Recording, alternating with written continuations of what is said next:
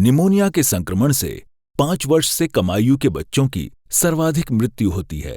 भारत में प्रति 1000 जीवित जन्म में से 5 बच्चों की मृत्यु निमोनिया से हो जाती है, जबकि राजस्थान में प्रति 1000 जीवित बच्चों में से लगभग 6 बच्चों की मृत्यु निमोनिया से हो जाती है। इस मृत्यु दर को 2025 तक आधा करना हमारे देश का लक्ष्य है। इसी दिशा में सेव द चिल्ड्रन इंडिया, बाल रक्षा भारत संस्था, फिलिप्स फाउंडेशन और राष्ट्रीय स्वास्थ्य मिशन राजस्थान के सहयोग से टोंक जिले के 60 शहरी वार्डों में निमोनिया प्रबंधन से संबंधित परियोजना विश्वास का संचालन किया जा रहा है। परियोजना का लक्ष्य निमोनिया से होने वाली 5 वर्ष से कम आयु के बच्चों की मृत्यु में कमी लाना है।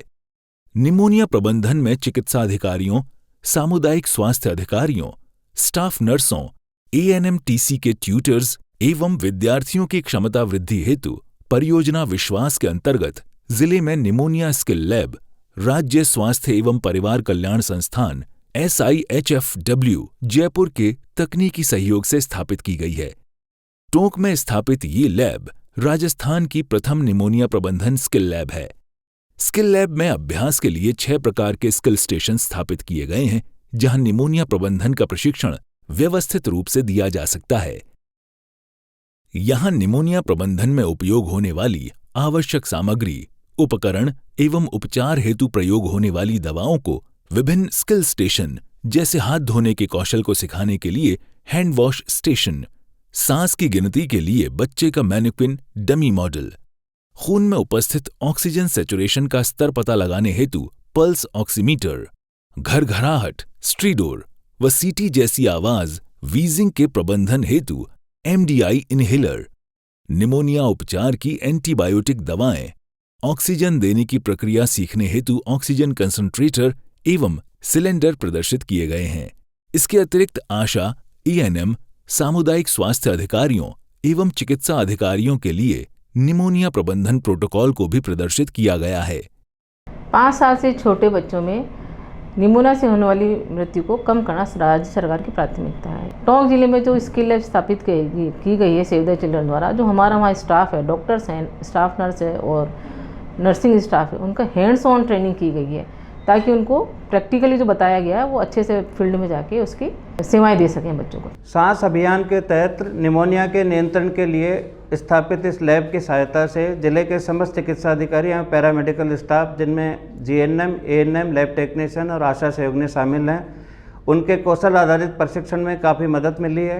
अनेक इक्विपमेंट जिनमें कि pulse oximeter, nebuliser, oxygen concentrator और ऑक्सीजन सिलेंडर को किस तरह से यूज में लिया जाता है, इसका भी प्रशिक्षण दिया गया।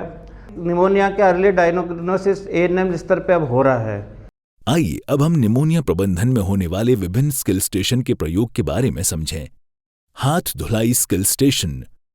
आवश्यक सामग्री: वॉश बेसिन, साफ पानी, सर्जिकल दस्ताने, साबुन, टिंचर आयोडीन एवं आंखों पर पट्टी बांधने हेतु कपड़ा।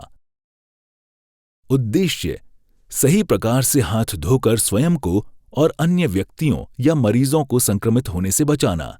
आइए सबसे पहले ये जान लें कि हाथ धोना कब आवश्यक है।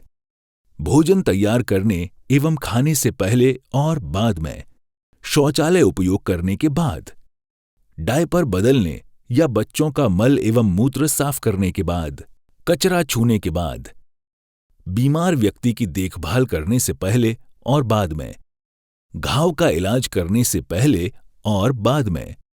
स्वास्थ्य कार्यकर्ता, आशा एवं ANM एवं चिकित्सक किसी भी रोगी को जांचने के पहले एवं बाद में साबुन व पानी से हाथ अवश्य धोएं। हाथ धुलाई स्किल स्टेशन पर सबसे पहले प्रतिभागी की आंखों पर पट्टी बांधी जाती है और उन्हें सर्जिकल दस्ताने पहनाए जाते हैं। प्रशिक्षण के दौरान यह माना जाता है कि प्रतिभागी के हाथ संक्रमित हैं। अब बतौर साबुन प्रतिभागी के हाथों पर टिंचर आयोडीन डालकर उसे हाथ साफ करने के लिए कहा जाता है। प्रतिभागी द्वारा हाथ साफ करने की प्रक्रिया पूरी करने के बाद उसकी आंखों से पट्टी को हटाया जाता है और उसे दिखाया जाता है कि जहां जहां टिंचर आयोडीन नहीं पहुंचा है वहां पर अभी भी संक्रमण की संभावना है। प्रतिभागी को पुनः साफ सर्जिकल दस्ताने पहनाए जाते हैं और बतौर साबुन टिंचर आयोडीन काम में लेकर हाथ धोने की सही प्रक्रिया सुमन के बताई जाती है। एस यानी सीधा, दोनों हाथों को आपस में रगड़ें। यू यानी उल्टा, दोनों हाथों की ऊपरी सतह को एक दूसरे के हाथों से रगड़ें। एम यानी मुट्ठी, एक हाथ से दूसरे हाथ की मुट्ठी को और दूसरे हाथ से पहले हाथ की मुट्ठी को आपस में रगड़ें। ए यानी अंगूठा, एक हाथ से दूसरे हाथ के अंगूठे को रगड़ें और दूसरे हाथ से पहले हाथ के अंगूठे को रगड़ें। एन यानी नाखून, एक हाथ के नाखूनों को दूसरे हाथ की हथेली में और दूसरे हाथ के नाखूनों को पहले हाथ की हथेली में रगड़ें। के यानी कलाई, एक हाथ की कलाई को दूसरे हाथ से रगड़ें। हाथ धोने की सही प्रक्रिया में यह साफ देखा जा सकता है कि सर्जिकल दस्ताने का कोई भी हिस्सा अछूता नहीं रहता, जो कि यह दर्शाता है कि इस प्रकार हाथ धोने से हाथ के सभी हिस्से संक्रमण से मुक्त किए जा सकते हैं। श्वसन गिनती स्किल स्टेशन। आवश्यक सामग्री: बच्चे की मैनिक्विन, डमी मॉडल और स्टॉप वॉच। उद्देश्य: 5 वर्ष से कम उम्र के बच्चों की श्वसन दर को गिनना और निमोनिया की संभावनाओं को जांचना।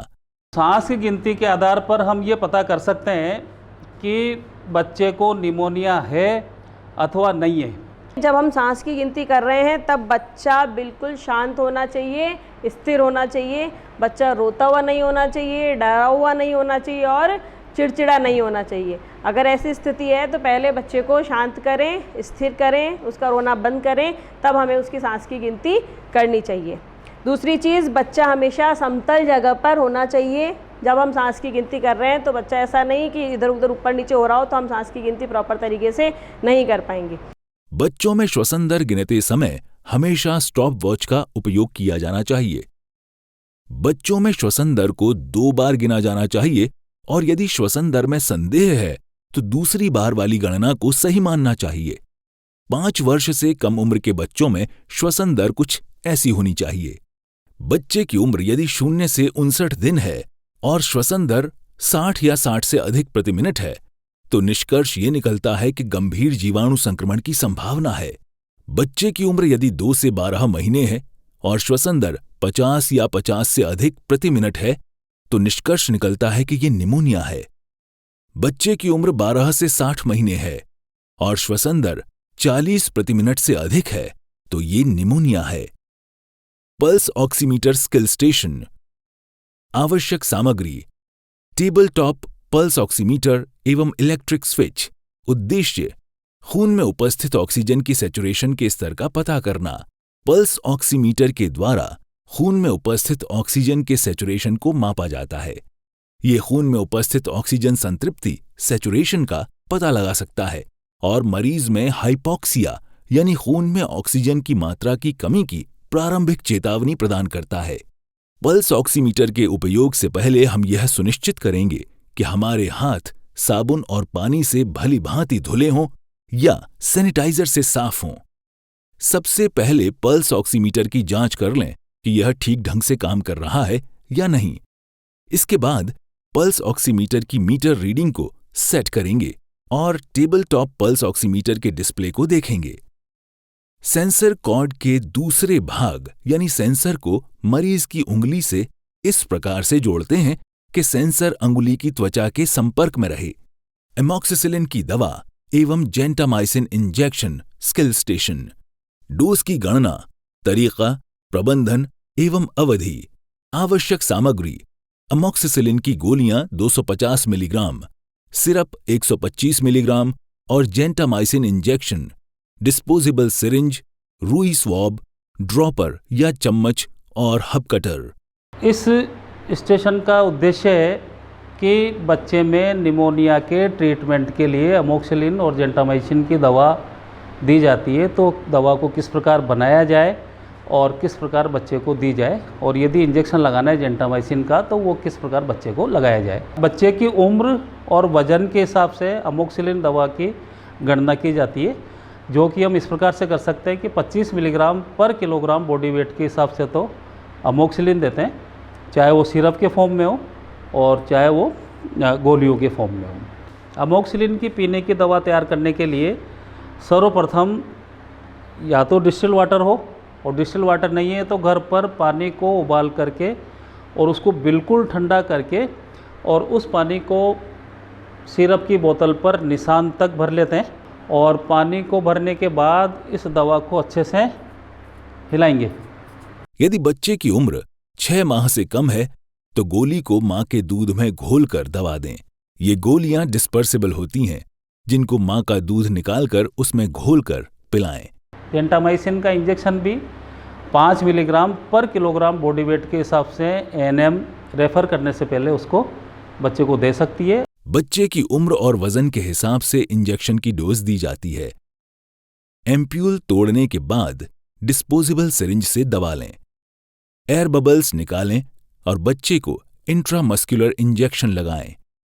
इस्तेमाल किए गए सिरिंज को हब कटर में काट देते हैं और जो सिरिंज बचा है उसको लाल बैग में डाल देते हैं।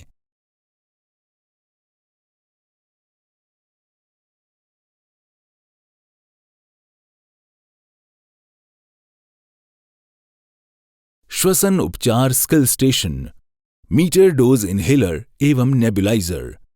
आवश्यक सामग्री: मीटर डोज इनहेलर, साल्ब्यूटामॉल दवा, स्पेसर एवं मास्क।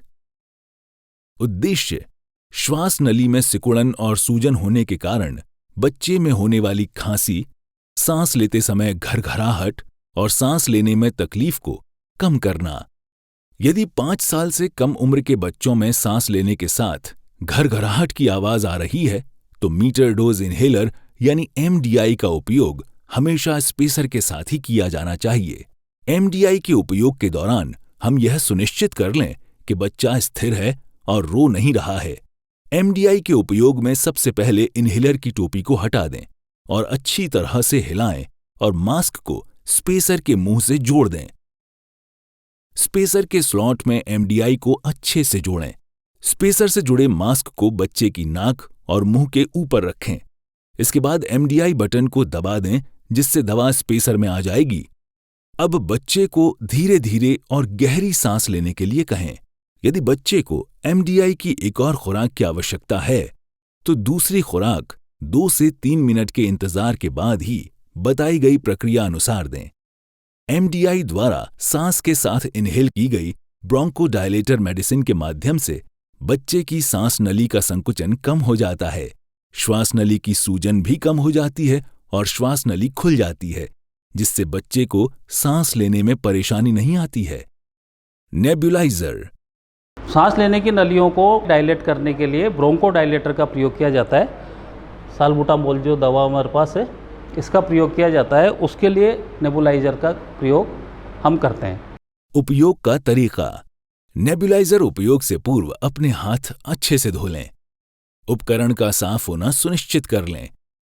साल्ब्यूटामॉल दवा की सही मात्रा मापकर नेबुलाइजर कप में डालें और सलाइन घोल डालकर उसे 3 मिलीलीटर तक बना लें। एक बार में उपयोग होने वाली दवा की वाइल को ऊपर के ढक्कन को घुमाकर पूरी दवा को नेबुलाइजर कप में डाल लें। माउथपीस या मास्क को टी आकार के एल्बो से जोड़ें। छोटे बच्चों के लिए फेस मास्क और बड़े बच्चों के लिए माउथपीस का प्रयोग करें।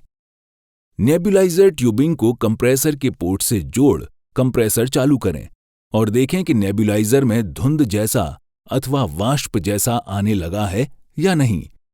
नेबुलाइजर को सीधा रखें ताकि दवा घोल बिखरे नहीं। मास्क का उपयोग करते समय सुनिश्चित करें कि ये ठीक से लगा हो।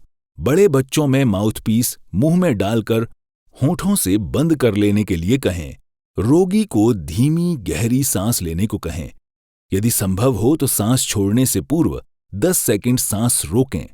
एकाध बार नेबुलाइजर को थपथपाया जा सकता है ताकि इधर उधर चिपक गई दवा की बूंदें भी बाहर आ सकें। ऑक्सीजन वितरण प्रबंधन स्किल स्टेशन, ऑक्सीजन कंसंट्रेटर एवं ऑक्सीजन सिलेंडर।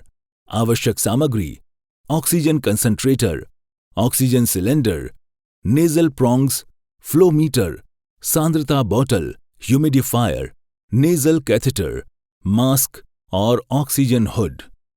उद्देश्य: रोगी के शरीर में ऑक्सीजन की मात्रा 90% से कम होने पर ऑक्सीजन सप्लाई हेतु कंसंट्रेटर एवं ऑक्सीजन सिलेंडर का उपयोग किया जाता है। ये ऑक्सीजन एडमिनिस्ट्रेशन का स्किल स्टेशन है। बच्चों में ऑक्सीजन को 3 प्रकार से दिया जा सकता है, ऑक्सीजन कंसंट्रेटर के द्वारा, ऑक्सीजन सिलेंडर के द्वारा और सेंटर सप्लाई के द्वारा, जो कि वार्ड में लगी होती है। सबसे पहले इसका उद्देश्य के बारे में बातचीत करेंगे।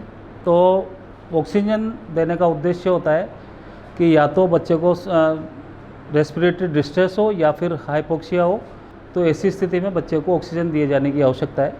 निमोनिया के मामले में विशेष करके यदि SpO2 90 या उससे कम, जो ऑक्सीजन का जो सैचुरेशन है ब्लड के अंदर वो 90 या उससे कम हो जाएगा तो भी ऑक्सीजन दिए जाने की आवश्यकता होती है। सबसे पहले ये इसके पार्ट्स के बारे में, इक्विपमेंट्स के बारे में आपको बताऊं। ऑक्सीजन कंसंट्रेटर में 2 आउटलेट होते हैं और आउटलेट को ह्यूमिडिफायर से कनेक्ट किया होता है दोनों तरफ, क्योंकि ये जो ऑक्सीजन बन कर के आती है ड्राई होती है और उसको नम करने के लिए ह्यूमिडिफायर की आवश्यकता होती है। इसके पार्ट्स में ह्यूमिडिफायर जो कि इसके आउटलेट से लगा होता है, उसके साथ ही ऑक्सीजन ट्यूब के साथ ऑक्सीजन हुड लगा सकते हैं, मास्क लगा सकते हैं और नजल प्रोंग लगा सकते हैं। नजल प्रोंग आप देख सकते हैं, ये इस तरह का होता है, नजल प्रोंग होता है। एक तरफ हमने जो है आउटलेट में नजल प्रोंग लगाया हुआ है बच्चे के लिए और दूसरे आउटलेट में हमने लगाया हुआ है मास्क। ह्यूमिडिफायर के बगल में आपको ये फ्लो मीटर दिखाई दे रहा है। इस फ्लो मीटर को, ये जो इसका सेट करने का जो बटन है, इससे कम ज़्यादा इसको कर सकते हैं। दोनों तरफ 2 फ्लो मीटर है। अधिक से अधिक 5 लीटर पर मिनट के हिसाब से इससे ऑक्सीजन दी जा सकती है। अब इसको कार्य कैसे करता है ये, उसके लिए सबसे पहले इसको ऑन करते हैं। ऑन करने के बाद यहाँ पर जो बटन आपको ऑन ऑफ वाला दिख रहा है, इस ऑन ऑफ वाले बटन को चालू कर देते हैं और डिस्प्ले में ये कितने घंटे चल चुका है वो घंटे आ जाते हैं। तो उससे हमको ये जानकारी हो जाएगी कि अब और कितना काम करने वाला है। इसके बाद देख लीजिए आप, जैसा कि ह्यूमिडिफायर है, इसके अंदर से ऑक्सीजन आ रही है और मास्क के द्वारा या नजल प्रोंग के द्वारा बच्चे को दी जा सकती है। ऑक्सीजन गैस सिलेंडर से ऑक्सीजन देने का हाइपोक्सिया हो, बच्चे को रेस्पिरेटरी डिस्ट्रेस हो और या फिर ब्लड के अंदर ऑक्सीजन का सैचुरेशन 90 या उससे कम रह जाए, जो कि निमोनिया की कंडीशन में अक्सर हो जाता है। इसके जो पार्ट्स हैं वो है, ये ऑक्सीजन सिलेंडर है। इसके अलावा ये जो पूरी यूनिट है ये रेगुलेटर कहलाती है। ये प्रेशर गॉज है, ये ह्यूमिडिफायर है और ये फ्लो मीटर कहलाता है। इसके साथ ही चाबी, इसको भी साथ में रखना इसके होता है। कीस हैं, इसके ऊपर वाला जो रेगुलेटर है उसको खोला जाता है। खोलने के बाद रेगुलेटर से ऑक्सीजन की सप्लाई चालू की जाती है, जो कि फ्लो मीटर में ये जो रेड कलर का जो पॉइंट है, इससे दर्शाता है कि कितने लीटर पर मिनट ऑक्सीजन जो है बच्चे को दी जा रही है। जो ऑक्सीजन जो ट्यूब है, इस ऑक्सीजन ट्यूब से ये उसी तरह से काम करेगी जैसा ऑक्सीजन कंसंट्रेटर से हमने दिया था। नजल प्रोंग के द्वारा भी दिया जा सकता है, फेस मास्क के द्वारा भी दिया जा सकता है और इस ऑक्सीजन ट्यूब को यदि हुड में कनेक्ट कर दे तो ऑक्सीजन हुड के द्वारा भी ऑक्सीजन को इसके द्वारा दिया जा सकता है। सेव द चिल्ड्रन भारत सरकार और राज्य सरकार के साथ निमोनिया की रोकथाम के लिए काम कर रहा है। ये जो स्किल लैब टोंक के अंदर इस्टेब्लिश की गई है वो फ्रंटलाइन सर्विस प्रोवाइडर्स की दक्षता में वृद्धि करेगी, उनको ये समझने में मदद करेगी कि किस तरह से समुदाय स्तर पर निमोनिया के केसों को पहचाना जाए और किस तरह से उनका आगे रेफर किया जाए। अभी तक जिन लोगों की इस स्किल लैब के माध्यम से ट्रेनिंग की गई है, उनकी निमोनिया को लेकर कुशलता, निमोनिया को पहचान, निमोनिया को लेकर जो इलाज हैं उसमें उनकी क्षमता वृद्धि हुई है।